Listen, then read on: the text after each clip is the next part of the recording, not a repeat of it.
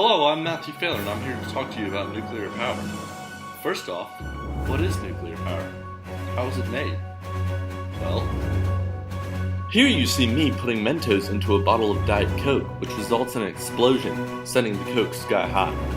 Well, imagine if I still had the cap on the Coke when this explosion took place.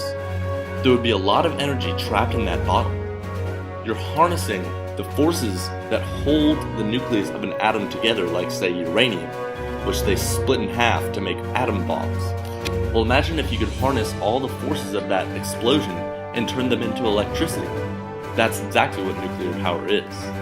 Now, I'm going to tell you about some of the pros of nuclear power. Nuclear power lowers greenhouse gas emissions, which are very harmful to the ozone layer of our Earth. Other than that, it is very powerful, efficient, reliable, and cheap to do. The other side of the argument on nuclear power alludes to its safety. An accident in a nuclear power plant can release dangerous amounts of radiation having disastrous effects on the environment and could expose humans to a higher risk of cancer. Also, an accident might cause a massive explosion. One of the most catastrophic nuclear disasters to date came in 1986 in Chernobyl, Russia. Thousands of lives were taken. Birth defects were countless among the region, and thyroid cancer was an epidemic. The radiation released by the accident was equal to 7 times that of bombs that were dropped on Hiroshima.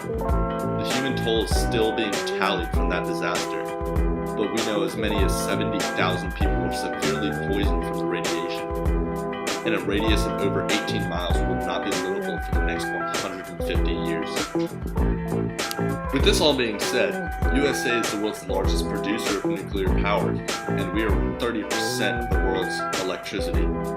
A fifth of the USA's electricity comes from nuclear power, and is the third largest source of electricity for the USA. My final conclusion is that we need nuclear power. It would be nice to go to a safer alternative and give it up for good, but it accounts for too much of a percentage of the electricity that we produce. It looks like nuclear power is here to stay.